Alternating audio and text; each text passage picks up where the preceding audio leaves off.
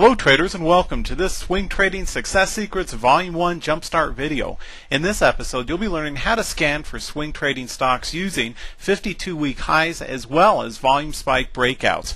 What I'm going to be showing you is how to pick the very best chart from among each week's new 52-week highs using your favorite free charting site or software. Anything that you want to use is fine. What I'm going to show you is exactly what to look for, a checklist of what stocks are worth trading using a very simple to follow set of filters illustrated with over 22 different charts you'll be seeing in this video lesson.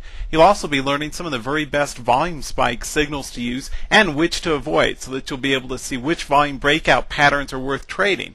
You'll also understand how to put together a mini portfolio of swing trading stocks to consider trading and also get a complete start to finish rapid scanning process that you can use with any chart software to help you evaluate your stock charts and quickly determine, number one, if they're worth trading, and number two, if so, where to enter and where to exit. So let's go ahead and get started. One of the first things that I want you to get in the habit of looking for in swing trading charts is basic chart setup here is a 10-day chart. Okay, so it's 10 trading days. I use a 15-minute candlestick chart, and we use our ADX along with volume and our 50 and 100 moving average lines. Okay, so fairly simple set of indicators. ADX is especially important to help validate entries, and we like to, in a nutshell, we like to see the red ADX line over 40 to tell us that there is likely a continuation. If it's down under 40, and especially if it's down near 20 or below, we want to avoid an entry. So that's one filter that you're going to be learning about. We're also going to cover how to use different volume spikes and what volume signals are telling you in this over the course of the entire 10 trading sessions. Right? What you're looking for is new institutional interest or new institutional, meaning heavy volume coming into a swing trade, which is more likely to accelerate its movement in the direction that you're trading it. So you learn how to do that as well. Well, one of the first things that I want to go through again as we figure out which of these charts are worth trading, one of the very first resources to identify for you is a free site that I've been using for years, and it's highly recommended. It's called stockcharts.com. You can sign up if you want to get custom scans, which is something you might want to do if you continue with this. But to start off with, just use stockcharts.com for free, and what you'll see here is the 52-week high and low scan, and this is how I use it. What I'll do is, for example, click on the 52-week lows and the NYSE. Second thing I'll click on is the volume, because we want to only look at stocks that have at least 1 million shares per day average trading volume. So that's one of the sorts that I use. Then I'll look for which of those stocks have at least, say, over $30 a share trading price. And then, once having done this, then again, this is stockcharts.com. It's free. You can go use it anytime you want. I've been using this for years. This is what I use for my swing trading scanning, right? It's all you need is looking at your 52-week high and lows. They've got a number of other filters and sorts as well, such as CCI and runaway gaps and various candle patterns. This is the most important one. It's 52-week highs and lows to look at in both the NYSE and the listed in the NASDAQ market. This is your listed scan. I also want to look at NASDAQ stocks. So one at a time, I will go and enter each of these tickers into my eSignal charting rig here, and that's what we're going to be focusing on in this video, is how to use the results of those scans to identify which stocks are worth trading. So without further ado, let's go through these one at a time, starting with RIG, for example, RIG. I like this stock because it has a range of 63 to 70. Here's one of the first points that I want you to make note of. You want to look for stocks that have a minimum 10% range on a 10-day chart. Now that's easy to remember, right? 10% on a 10-day chart. Reason being, if this stock only had, say, a 2 or 3 point range, you're not going to be able to make a decent swing trade because the volatility, the inherent volatility, the trading behavior of that stock is not such that it's of interest to us. We want to get at least 2 to 3 points out of any swing trade, and to do that, odds favor those stocks that have exhibited significant volatility during the previous 10 days, and preferably have something interesting going on in the day or two before the day that we're looking to get into the position.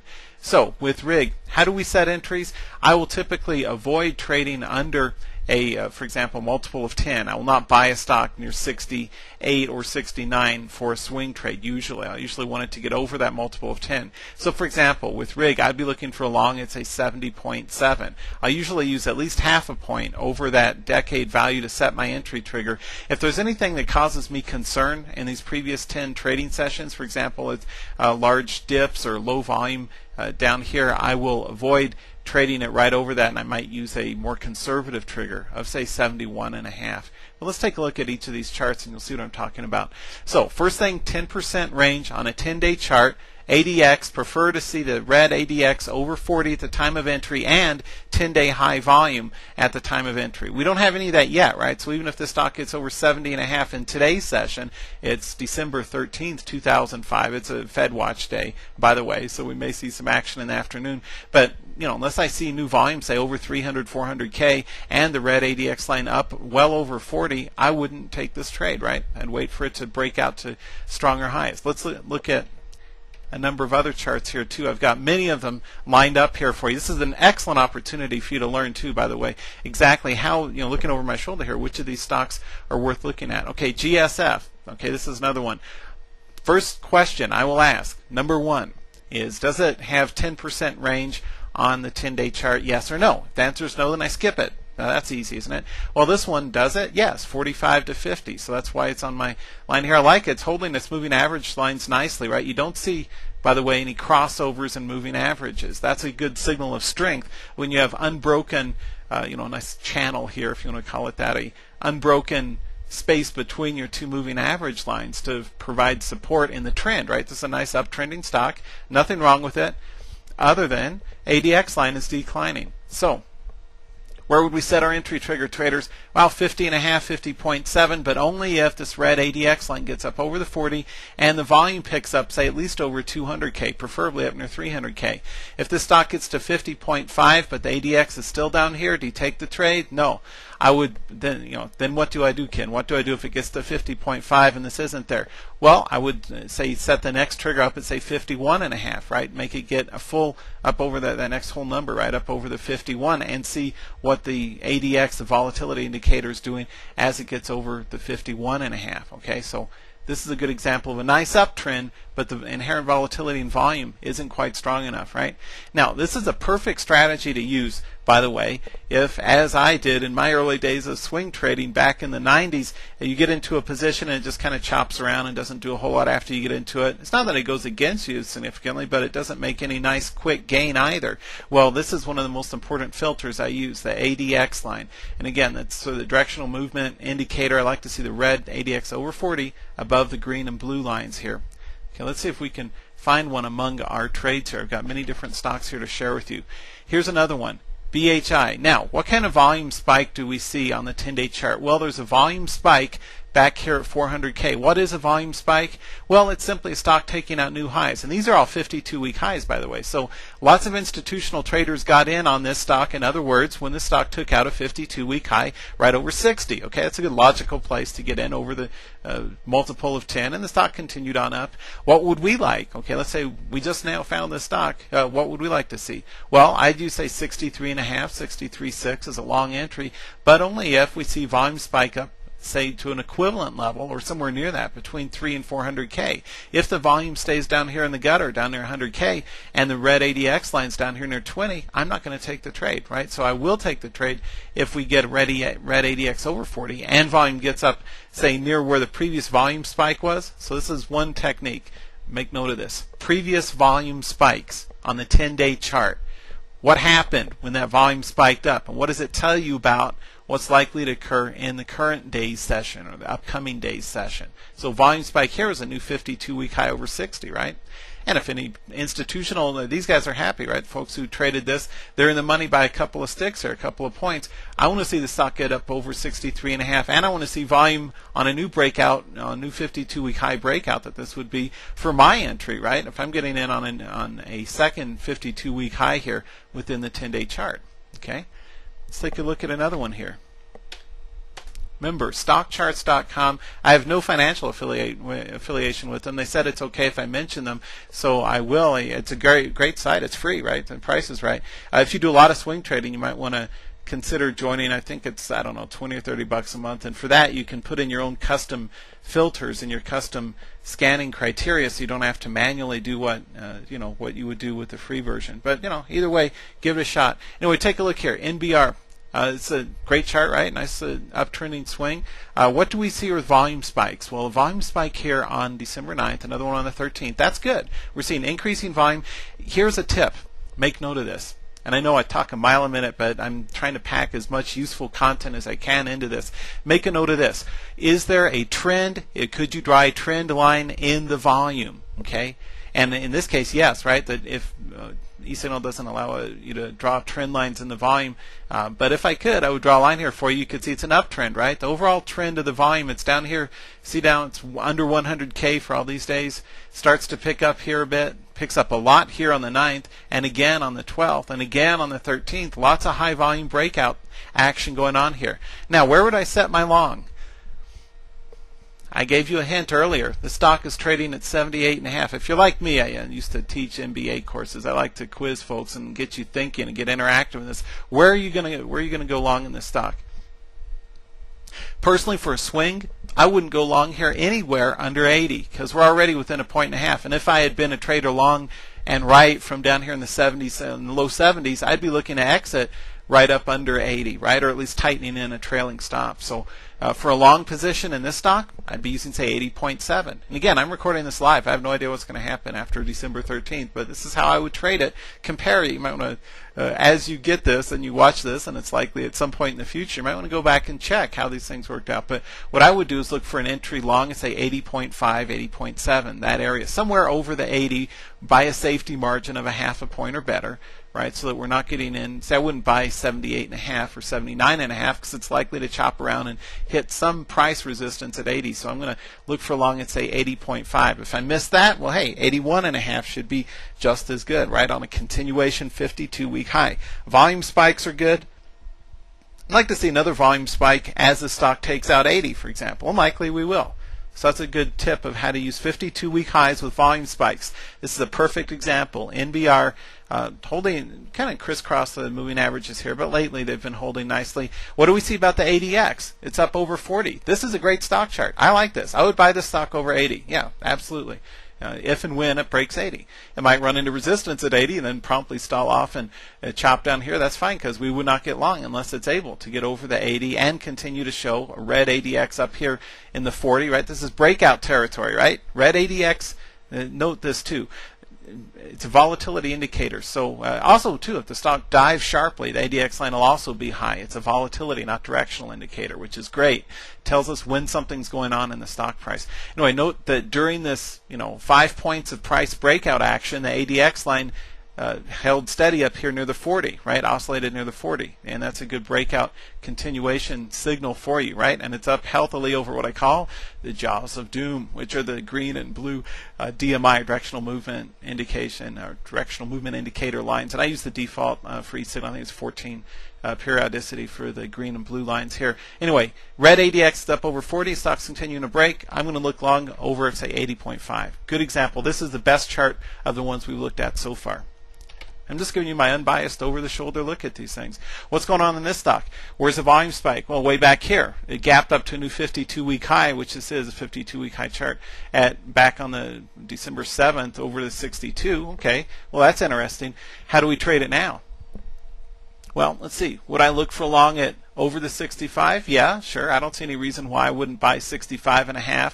And then 66.5, and then 67.5, and not buy between 68 and 70 if and when it hits there. And I'd like to see the red ADX get up near the 40 like it was during the initial breakouts here. And I'd like to see volume up near 200K or so or better, which is where the initial volume spike back on the 7th was. Okay, and it's holding its MA lines nicely, so I don't see any cause for concern from a technical standpoint with that. Okay, let's get through some of these. I've got plenty to share with you. And again, this is a terrific opportunity for you to do this. Now, start to finish rapid scanning process. This is what I do.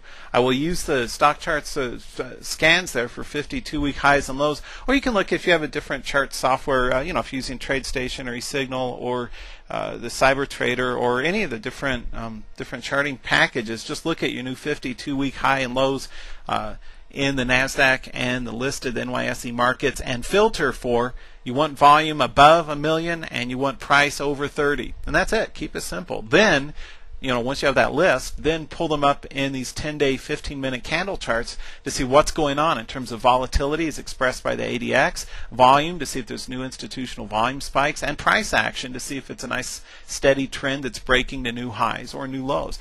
Anyways, EOG, great chart. I don't see any problem with this one. ADX line is at what? This is another signal to pay attention to.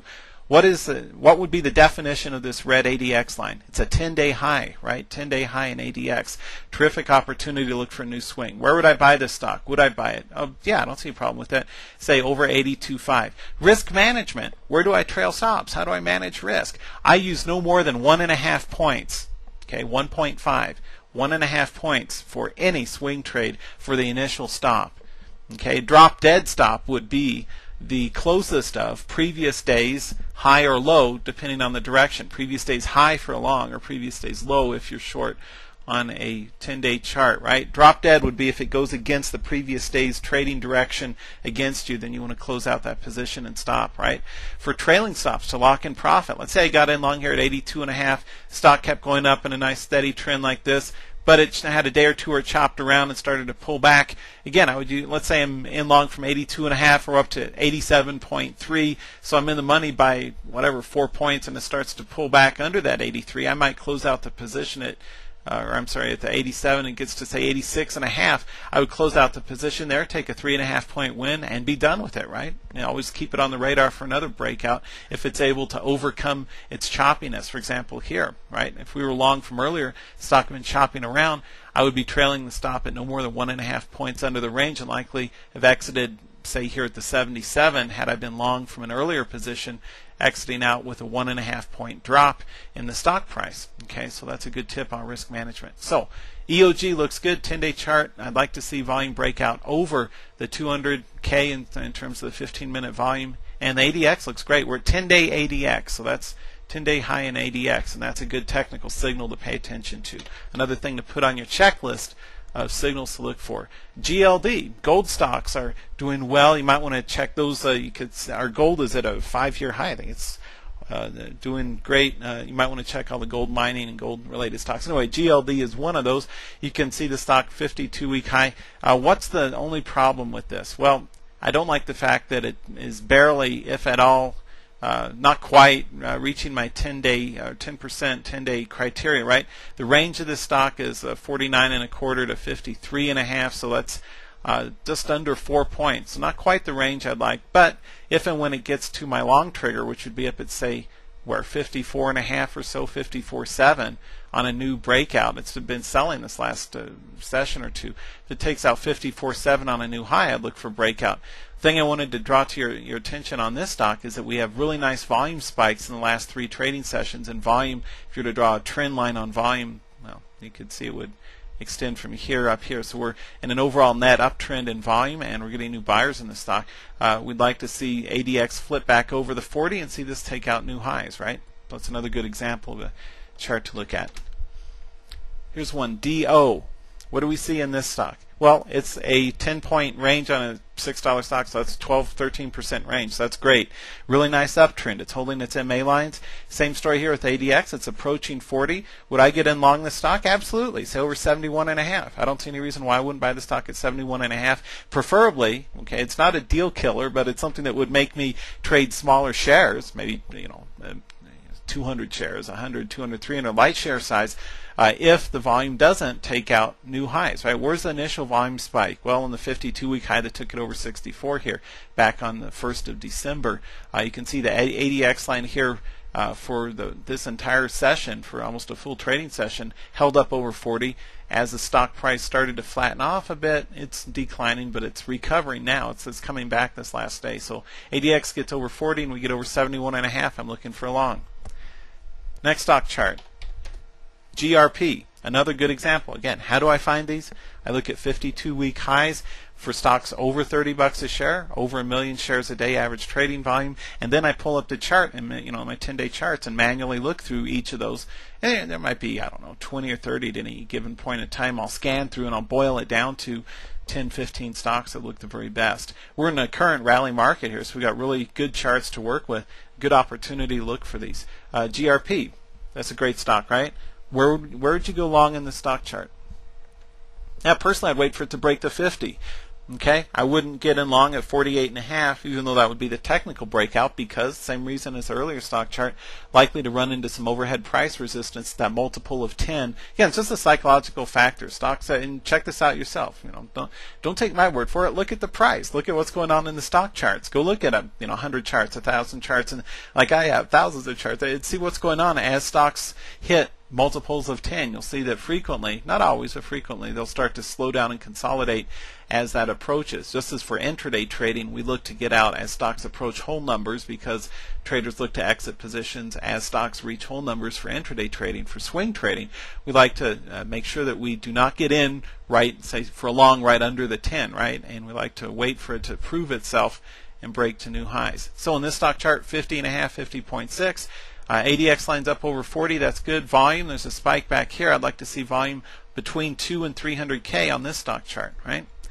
The problem with most traders is y'all just aren't picky enough. Be more, more demanding, right? Be more demanding about the technical hoops that the stock has to jump through, the hurdles, the filters that it has to make it through. Okay, what's going on in this stock? CAH, you could see about a 6. Well, what is this? Actually, no, this one does not meet my criteria, right? This one, although it looks like a decent uptrending stock chart, this only has a 4-point range, right? 63.5 to 67.5. So personally, I would not trade this stock chart. I'd still watch it, but not unless it gets a 10% range on the 10% chart. 10-day chart. I'm very specific about that. So this stock does not meet my range criteria. It only has 63.5 to 67.5, which if you do the range calculation, that yields out a net 4 points. It's not a $40 stock, so this is not a 10% range. It's about 7%, 8% range. So not quite what I'm looking for. If it gets over 70 later and we have a 10% range on the 10-day chart at that point, yeah, then call me. Then I'll look at it. But until then, we'll take a pass. Now here's an interesting chart. Up until a couple of days ago, the stock had a really nice volatility range on a 10-day high, 52-week high range here, 62 to 78. Then it's promptly sold off, and we got an MA crossover here. How would you trade this stock? Well, personally, I'd wait until it gets over 80. I would not be trading it on a swing trading basis, even though at this point in time, if you were to cover up these 2 days, this was a 52-week high and a really nice 10-day chart. However, this is a good example of why we don't buy, say, 78.5, right? Good example. As the stock started to pull back and lost, 16 points here as it tested but failed to get over an 80, right, or 80, multiple of 10. So the high numbers under the multiple of 10, we avoid trading for this exact reason. A good example of why we do that. Where would I look for an entry? Well, if it breaks 80.5 at some point in the future, but that's unlikely, at least anytime in the next week or so. So another good example of validation of that technique of not buying right under a multiple of 10, and that's a good example of why. Here's one, FWLT, that came to my attention. This one looks okay. I would not be excited about it. It's a cheaper stock. It does have 10%. It's got a 4-point range on a $30-ish stock. ADX not over 40. Volume is not at a spike. What occurred on each of these spikes? Stock took out new 52-week high. On this volume spike, same thing. This looks like good news, right? Probably a news release or something that spiked the price up to test previous 52-week high. Finally took that out on this day, and at the close of that day, you can see the traders were getting into it because it was a 52-week high on volume. And sure enough, the stock continued to climb up another point or so. Where would I trade this? Would I get in long at, say, 38.5? Probably not. For this stock, I would get in over 40.5, 40.7. Again, for the same reason. Were I following it in this trading session, I might get in at, say, 37.7, 37.8 on a new breakout high. But if I miss that, the next entry would be over 40. So you understand? You want to avoid the last couple of points for right under multiple of 10, a decade value, because you usually run into price resistance there. Volume 2, volume spike over 40, or the volume spike here at over the 200 and the ADX over 40 would be the confirmation for volume and ADX. Here's one, HANS. Another good stock chart, 52-week high, has a 10-point range, a little over that, 77.5 to 88. So 10-point range. What's going on in, this is a live session. I'm recording this during, here it's, 11:30 on December 13th. Selling off sharply here, right?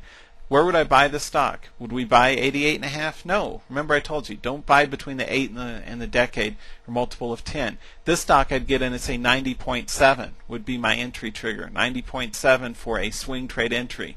I never fade the swing. For example, 52-week highs, I do not swing trade short. Even though the stock is selling off here, it might be an intraday short. I'd have to pull up the 2-day 1-minute candlestick for that. But we're doing swing trading here. The only play in this stock would be ADX over 40, volume I'd want to see over 100K minimum, right? Because these are where these previous volume spikes are occurring to. Doesn't have to take out 10-day high at 170 or so, but at least over the noise, right? This is the noise and chop and churn is under 100. Look at this. This is a great visual analogy. Look at these as though they are waves on the ocean, and you want to see volume spike up nicely above it like a fish that's flipping up out of the ocean. You want to see volume spike up nicely over 100K on the 15-minute candle as the stock is taking out. For me, it would be 90.7 would be my entry on this stock. I wouldn't touch it unless it takes that out.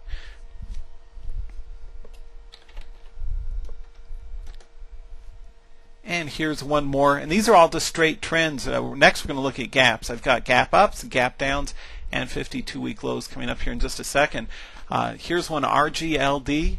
Nice stock chart, 26 to 31. I like this stock chart because volume is building to a crescendo. Volume, look how thick the volume lines are, significantly higher than what the stock was trading earlier, right? So not only do we have volume spikes, but we also see the average volume, average trading volume, ATV, if there's an acronym for it, is increasing. If you were to draw a line across the peaks of these, again, kind of discount or haircut these spikes, if you were to draw a trend line across the volume peaks, which are always at the start and the end of each trading session, right? And there's a hole there in the middle of the trading day.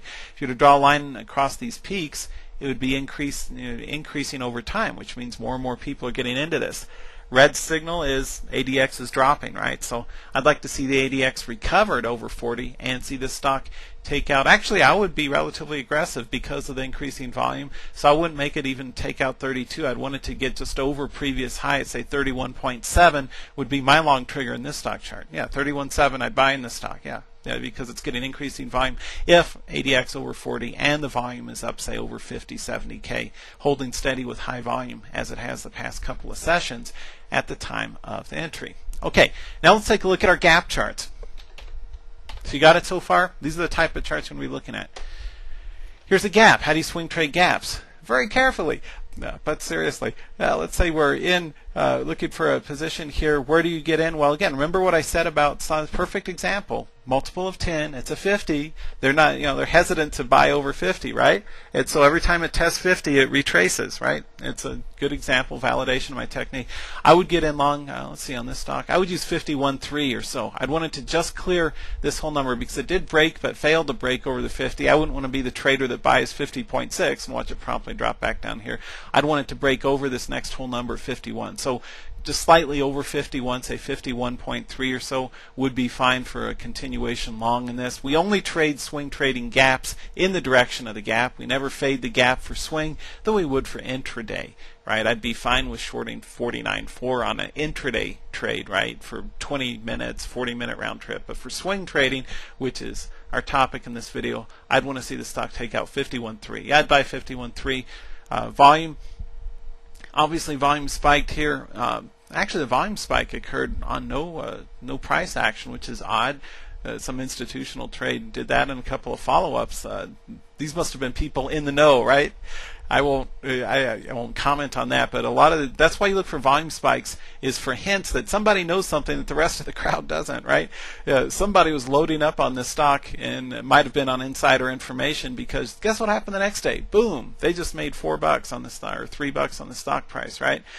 So look for volume spikes like this as a clue. What I prefer to see is, let's say, new volume spikes on the price action, not anticipatory volume spikes. Anyway, but this is like an insider trading clue that somebody bought stock without public knowledge, because otherwise the stock price would have been rising into the close, right? That's very likely what happened there. Happens all the time. Footprints, right? Successful trades leave footprints. Successful market price actions leave footprints that you can follow. Here's another one, Cephalon at CEPH, good biotech stock. Now here we see volume on the gap. Where do I buy this? I'd be fine going aggressive into this, given if our volume picks up here, say over 200K at 56.7, okay, somewhere over 56.7. That's where we'd be looking for an entry in that. Got a couple more gap ups here. We got 3 more to look at. VTS. Where do you buy it? Well, by now you know you don't touch it unless it gets what? Over 40. And say 40.5 would be okay for a long in this, because it's gapped up. I want to see the ADX over 40, and I'd like to see volume. It's not going to spike up again way up here near 300K, but at least over 100K would be how to set the trigger. Again, this is an easy way, very step-by-step, to look at these stock charts. And I think by looking over my shoulder and hearing my thoughts and how I go through this, my technical analyses and some of the signals that I'm looking at to determine entries, and the filters that I would use to stay out of bad entries, really helps you identify what type of stock charts to look for. Okay, here's one, OVTI, gap up, didn't do anything after the gap. That's typical. You see a lot of times stock will gap and go flat. But would I buy a new breakout? Absolutely, sure. Say over 22.7 on a new breakout if ADX picks up over 40 and the volume gets up. It doesn't have to get up to 1 million like it was back here, but at least pick up some significant new volume, which you should see minor spikes, say up to here, what, 300-400K on the 15-minute chart. Okay, that's OVTI, and here's our last gap up chart. JMDT hasn't done anything since it gapped up. Another cheap stock, went from the 23 area up to 27. I would buy 27.5 on a breakout continuation. If ADX flips back up, it stays over 40, and volume picks up here near the 200K or so to pick up where it was on the initial breakout. Okay, now let's take a look at gap down stocks. These are good examples for shorts, and frequently you'll find that shorts are some of the very best trades you can identify in a downtrending market. Here's ISCA, a gap from 53 down to 47. That's a great gap. Where would I go short the stock? Would we buy it? Of course not. Where would we short the stock? 45.5, 45.4, somewhere down here on a new breakdown. Good example of a gap down chart, and volume somewhere near 100K would be preferable for an entry in this stock. Let's take a look at, here's another one, WON, minor gap here from 18.25 down to 17.5, sold down to 15.5 here in the bottom part of the candle here, recovered to 16.5. Where would we go short? 15.3 on a bear cut breakdown continuation on this gap. 15.3 would be the short. And again, I'm showing you how to trade, right? These are the ways in which we look for our entries. If you see this stock, okay, this is a very cheap stock. I don't like trading cheap stocks in general. You can see it tested whole number support here at 8 and recovered a bit to 8.5. I would short, say, 7.4 or so on a continuation short would be my play for that stock. I wouldn't touch it here in its current trading range. Here's a better chart, CMTL. I like this one because there is, 14 points of range on a 10-day chart. Really nice gap down from the 44 down to 42, and then a news play. This looks like news hit the wire, right? Some bad news took the stock from 42 to 34, and it's been selling off ever since. Minor gap up today. Would I buy it? Not on a swing trading basis. I might look for a day trading entry here, but for swing trade, what would this be? 34, 32, 30, right? This would be 30. I would not short above the 30. I'd look for a short at, say, 29.4. Exactly, 29.4 in CMTL. I would be shocked if this stock hits 29.4 and doesn't continue on down to, say, 27 or lower, right? I would be very surprised if then. I always think of conditionals or in programming like an if-then loop. If the stock loses 30, then what's the next likely thing to happen? Well, it may chop around near the 30, so you don't say short 29.8. I'd use 29.4 or so. Give it a half point under that decade multiple of 10 for a short value. CMTL, good chart. So far, this is the best of the gap down charts. JOSB, that would be second best, right? This because it's got 8-point range, right? Previous high was here near the 50, gapped all the way down to 46, has gone sideways, and a bear cup here, kind of a long bear cup, but a bear cup nonetheless near 41. Same story for short triggers. I would look for short at say 39.4. I would not short right above the 40, because again, same thing as with overhead price resistance. You'll probably find under price support near the decade value or the 40. So look for 39.4. And again, ADX over 40 would be best, accompanied by a new volume spike. As it hits 40, you'll probably see a volume spike, and then look for a short over, say, 50K in this stock. Okay, and again, the short trigger value would be 39.4 or lower, and we'd take it for a short. ITT, nice stock chart. 110 the high, about 99 or so the low. This is good, right? You can see it's consolidated near that multiple of 10, or in this case, a century mark near the 100. No surprise here. For a stock priced up here, what would I look at for the short? This would be 98. Earliest I would look at would be, say, 97.5 for a short, a swing trade. And I want to see the red ADX get up over 40, and I'd want to see my volume bars get up near 100K. Pretty straightforward, right? This is a good, solid, consistent process to use for scanning and identifying entries, right? You don't need to use 100 different technical indicators. You use the, again, there's footprints. Being a detective in these charts, you could see not only what's happened, but what's most likely to happen if then, right? If the stock loses 46, then it's likely to continue on down, right? People aren't going to want to stay long in a stock that drops under new gap down lows. Gap from 53 to 47 went sideways. Short would be 45.5. Same thing. Volume would want to see, again, you always want to see increasing volume as you enter, at least 50K or so, and the ADX up over 40. Hope this is making sense. And it made it as very clear and as concise and as accurate and as consistent as possible, so you can see how to manage your entries and exits. Not quite a 10% range on this cheap stock. 19.4, again, just a loss of the half point under the 20, right? And again, to identify these, just use the stockcharts.com free scans or whatever you want to use that's in your current stock chart scanning software to look for new 52-week highs and lows in the NASDAQ and listed markets, and look for volume over 1 million shares and price usually over $30 a share is best. Sometimes we'll look for these cheap stocks, but if I trade size, it would be on larger range stocks, which are typically your higher priced ones. Sometimes, though, for cheap stocks, for 52-week lows or broken stocks, those are perfect to short. Where would I short this stock? A 17.3, just a new low. I don't see any reason to be conservative in this. It's taking out new lows. Volume looks healthy. I'd like to see it up over the 50K at time of entry, and the red ADX line over 40, say 17.3, just a new low for a swing trade should be okay on that chart. And again, 1.5 points, the maximum trailing and initial stop. In this stock, I would likely tighten that up even further, maybe 18. If I were to short 17.3, I would stop out if it gets back to over 18, because the reason for my trade would be that it lost that whole number support. Again, that's for a cheap stock like this one. Here's another one, SNDA, another cheap stock that's in a 10-day low. I believe this is the 52-week low. Anyway, 18 down to 15.5. I would look for a new short.